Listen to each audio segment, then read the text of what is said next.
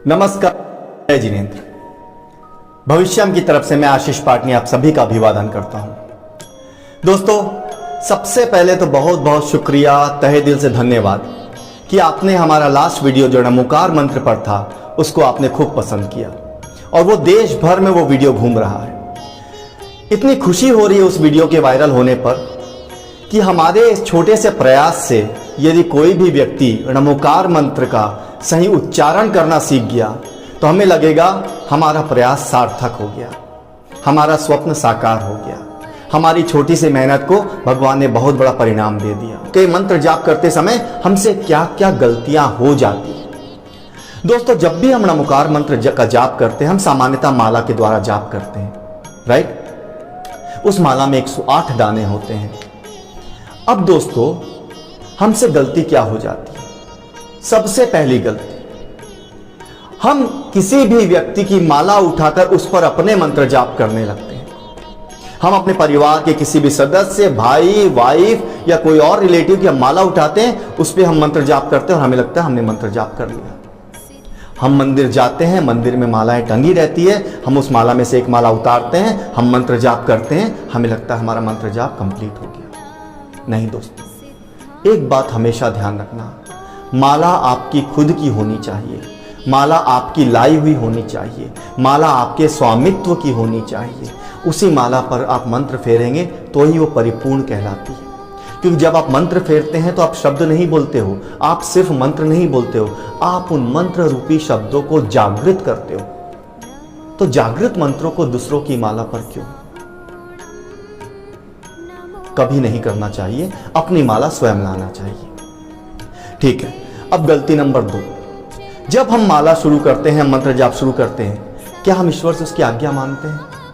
क्या हम जिनेंद्र भगवान से उसकी आज्ञा मांगते हैं? हम क्या शक्ति मांगते हैं? हम क्या कहते हैं, हे जिनेंद्र देव, मैं मंत्र जाप शुरू करने जा रहा हूं, मुझे आज्ञा प्रदान कीजिए और मुझे शक्ति प्रदान कीजिए? क्या हम ऐसा बोलते हैं? नहीं बोलते। बिना आज्ञा के आप मंत्र जाप कैसे शुरू कर देंगे? दोस्तों, एक आदत बनाओ, जब भी आप मंत्र जाप शुरू करो तो आप पहले उनसे आज्ञा मांगो। और इसके साथ साथ जब आप मंत्र जाप खत्म करो तो क्या कोई है जो उत्तम क्षमा बोलता है? नहीं दोस्तों, मंत्र जाप कंप्लीट करने के पश्चात कोई भी व्यक्ति उत्तम क्षमा नहीं बोलता है। उत्तम क्षमा बोलना अनिवार्य है। हम जब मंत्र जाप करते हैं, हम बहुत बार हमारा दिमाग भटक जाता है, हम दूसरों की बातें सुनने लगते हैं, हमसे कोई ना कोई गलती हो जाती है, हमारे मन में चंचलता भी प्रवेश कर जाती है। तो ये सब जो छोटी छोटी गलतियां होती है, इन गलतियों के लिए उत्तम क्षमा बोलना अनिवार्य होता है। और उत्तम क्षमा बोलने के पश्चात भी मंत्र खत्म नहीं होता है। मंत्र जाप, आप उस माला को अपने दाहिने हाथ में हथेली पे रखेंगे, हथेली को धनुषाकार बनाएंगे और धनुषाकार हथेली को आप पकड़कर आप नमोकार मंत्र बोलेंगे, तब जाके वो मंत्र जाप कंप्लीट होता है। तो दोस्तों, मंत्र जाप का आगाज और मंत्र जाप का अंत अच्छा होना चाहिए, तभी मंत्र जाप परिपूर्ण होता है। चलो अब नेक्स्ट पॉइंट। मैंने कई लोग को देखा है, वो जब मंत्र जाप करते हैं, माला फेरते हैं, तो दोनों हाथों से माला फेरते हैं, दोनों हाथों से एक माला पकड़ते हैं और माला फेरते हैं। क्यों भाई? क्या आपके एक हाथ में माला नहीं आती? ये आप किस तरह की स्टाइल कर रहे हैं? हमेशा माला अपने दाहिने हाथ से फेरनी चाहिए। दाहिना हाथ देवत्व का हाथ माना जाता है। तो जब हम देवत्व रूपी मंत्र बोल रहे हैं तो हम बाएं हाथ का प्रयोग क्यों करते हैं? बाएं हाथ तो असुरत्व हाथ माना जाता है। तो दोस्तों, ध्यान रखना, जब भी आप माला फेरते हो तो माला को सिर्फ और सिर्फ दाहिने हाथ से फेरना है। दाहिना हाथ देवत्व हाथ होता है, बायां हाथ असुरत्व हाथ होता है, और देव मंत्रों के लिए देवत्व हाथ से ही माला फेरना चाहिए। चलो अब अगले पॉइंट पर आते हैं। दोस्तों, जब भी हम माला फेरते हैं तो आप माला कैसे फेरते हैं मैं आपको बताता हूं, राइट? गलत तरीका है। अंगूठे और तर्जनी उंगली से माला कभी नहीं फेरना चाहिए, इसे अशुभ माना जाता है। हमारी तर्जनी उंगली गुरु की परिचायक होती है। हमारी तर्जनी उंगली में गुरु का माउंट होता है, जुपिटर का माउंट होता है। इस माउंट को हम माला फेरने में प्रयोग नहीं कर सकते हैं। हमेशा जब भी आप माला फेरो तो आप अंगूठे को और अनामिका उंगली को, मतलब रिंग फिंगर और अंगूठे को आप जोड़ोगे और उससे आप मध्यमा उंगली से आप माला फेरोगे। और उस समय आपके इस उंगली, तर्जनी उंगली का डायरेक्शन ऊपर की ओर होना चाहिए, आसमान की ओर। इसका अर्थ होता है आप गुरु से कनेक्ट हो गए हैं। इसका अर्थ होता है आप गुरु से ब्लेसिंग्स और गुरु से आज्ञा, गुरु से शक्ति आपको मिल रही है। दोस्तों, कभी भी तर्जनी उंगली का प्रयोग माला फेरते वक्त नहीं करना चाहिए। ये आप थंब रूल बना लो।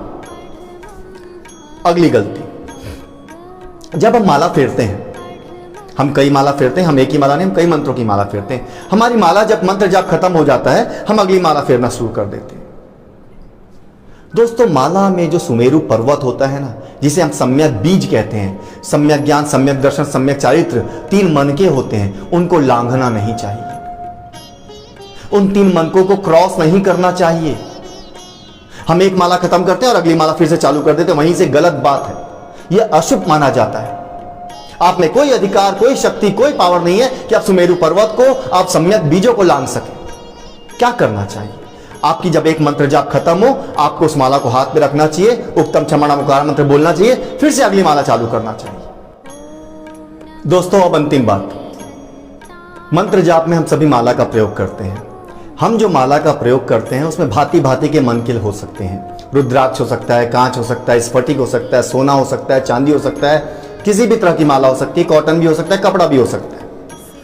लेकिन दोस्तों, एक चीज का हमेशा ध्यान रखना, जब आप मंत्र जाप के लिए जिस माला का प्रयोग करते हैं, उस माला में सिर्फ एक ही पदार्थ, अर्थात या तो वो केवल सोने की माला हो या तो केवल स्फटिक की, कांच की, इस तरह की मिक्स पदार्थों की माला नहीं फेरनी चाहिए। मिक्स पदार्थों की माला किसी खास उद्देश्य के लिए फेरी जाती है, किसी विशेष प्रयोजन के लिए फेरी जाती है। तो रूटीन लाइफ में आप जो भी माला फेरे, वो पूरी माला एक ही पदार्थ से बनी होनी चाहिए। तो दोस्तों, ये सब चीजों का आप ध्यान रखें तो एक बेहतर रूप से अपना नमोकार मंत्र को वातावरण में निष्पादित कर सकते हैं, वायुमंडल को बदल सकते हैं। और हमारे इस वीडियो का उद्देश्य वही है कि हम आज की जनरेशन को, हम युवा पीढ़ी को, हम टीनेजर्स को हम नमोकार मंत्र का महत्व समझाएं, हम नमोकार मंत्र की शुद्धता का महत्व समझाएं, और हमसे जो जाने अनजाने में त्रुटियां हो रही है, जो गलती हो रही है, हम उस गलती को सुधारें। ऐसा नहीं है कि यदि आपने कुछ गलती कर दी तो आपको नमोकार मंत्र का प्रभाव नहीं मिलेगा। नमोकार मंत्र एक भाव प्रधान मंत्र है। फिर भी यदि हम क्रिया भी अच्छी रख लें, क्रिया भी त्रुटि रहित कर दें, मंत्र भी अच्छे भाव से बोले, तो सोने पे सुहागा का कार्य करता है। फिर आप देखिएगा नमोकार मंत्र की शक्ति को। दोस्तों, आने वाले समय में नमोकार मंत्र का, जैन धर्म का दायित्व तो युवा पीढ़ी और टीनेजर्स पर ही है। तो दोस्तों, कोशिश करें कि हमारा युवा पीढ़ी, हमारे टीनेजर्स और हम भी इस नमोकार मंत्र से अंतर्मन से जुड़े और त्रुटि रहित नमोकार मंत्र का उच्चारण करें, जिसमें उच्चारण भी शुद्ध हो, भाव भी शुद्ध हो, दिशा भी शुद्ध हो और क्रिया भी शुद्ध हो। तो दोस्तों, मैं फिर से वही कहना चाहूंगा कि चूंकि हम जैन धर्म में पैदा हुए, तो ये तो हमारा भाग्य है, हमें जैन कुल मिला, ये हमारा सौभाग्य है। तो दोस्तों, इस नमोकार मंत्र के वीडियो को वायरल करके हम अपना जैन धर्म का ऋण चुका सकते हैं, हम जैन धर्म का प्रचार प्रसार कर सकते हैं। आने वाले समय में हम फिर से नए वीडियो, किसी नई व्याख्या, कोई नया चिंतन, कोई नया अनुसंधान के साथ आप लोग के सामने हाजिर होंगे। तब तक के लिए धन्यवाद। जय जिनेंद्र।